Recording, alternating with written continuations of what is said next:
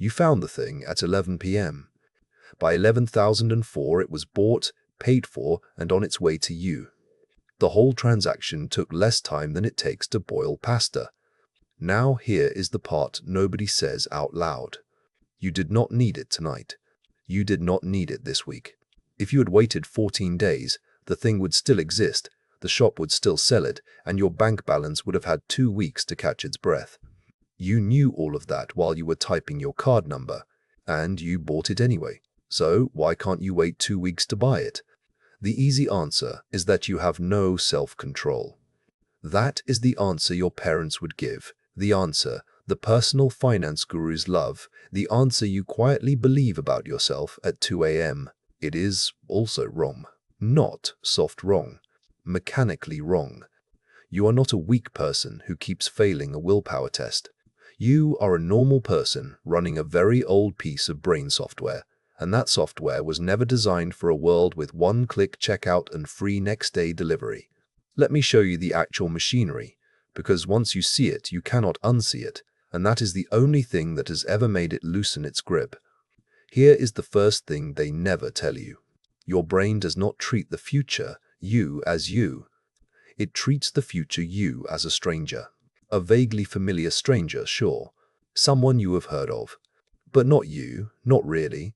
When you imagine yourself in 2 weeks, the part of your brain that lights up is closer to the part that lights up when you think about other people than the part that fires when you think about yourself right now. Sit with that for a second. The person who has to pay for tonight's purchase is, as far as your brain is concerned, somebody else, some other guy, future you. And you have never had a problem spending somebody else's money. Psychologists call this present bias, or hyperbolic discounting if they want to sound expensive about it. The plain version is this. You value what you can have now far more than what you can have later, and the drop-off is not gentle. It is a cliff. A reward you can touch in 10 seconds feels enormous. The exact same reward in 2 weeks feels like a rumor. The exact same reward in 6 months barely registers at all. This is why the marshmallow does not actually measure willpower the way everyone thinks. The kid who eats the marshmallow is not bad. The kid is correctly responding to a brain that screams the present is real and the future is a story someone is telling you. The wait is the unnatural act.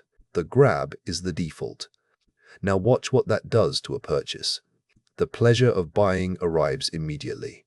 The dopamine, the little hit, the warm feeling of solved problem, all of it lands in the present, in full color, at full volume. The cost arrives later. The bill lands in 3 weeks. The regret lands when the thing turns out to be ordinary.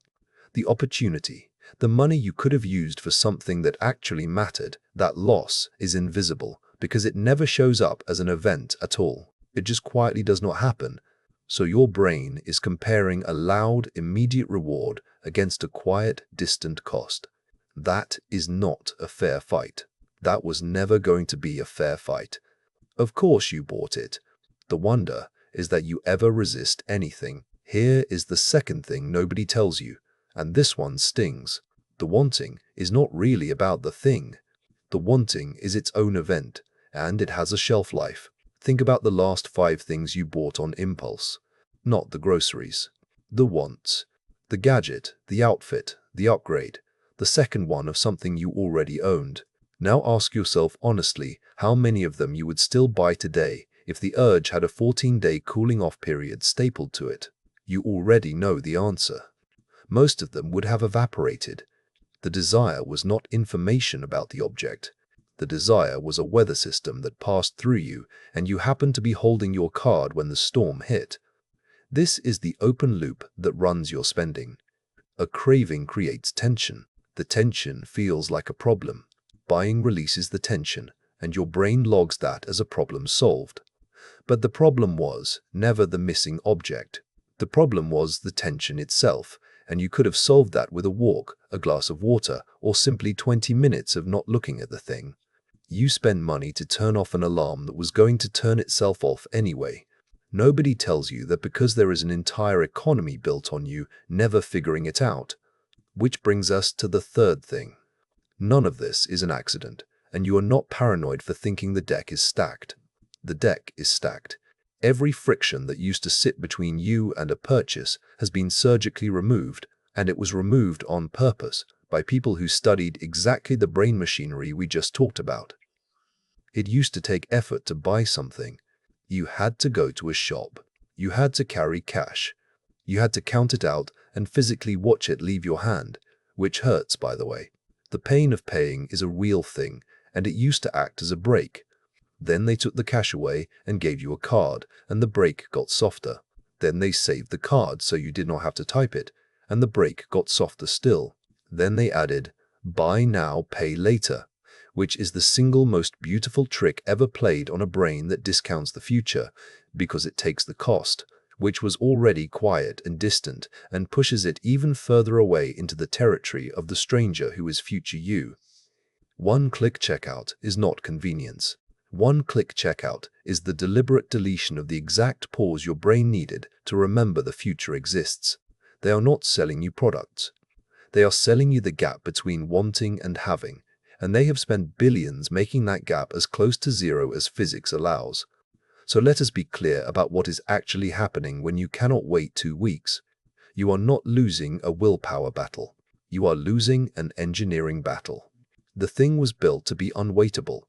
Pretending the problem is your character is like blaming yourself for getting wet in the rain. Now, here is the peak. The thing I most want you to take from this, the one sentence to keep. You do not have a spending problem. You have a time travel problem. You cannot feel the future, so you keep robbing it. Every impulse purchase is a tiny theft from a person who cannot defend themselves, because that person does not exist yet. Future, you does not get a vote at 11 p.m. Future, you just gets the bill. And the cruel part is that future you is real. They show up. They are you, with worse options, holding the consequences of decisions they were never invited to make. So what do you do with this? Not willpower. We have established willpower loses. You do not beat a rigged game by trying harder at the rigged game. You change the game. The first move is the only rule that reliably works, and it is almost insultingly simple. You put time back into the gap they deleted, the 14-day rule. When you want something that is not a genuine need, you do not buy it. You write it down, the item and the price and the date, and you do nothing for 2 weeks. That is the whole rule. You are not banning the purchase. You are just refusing to let the storm make the decision.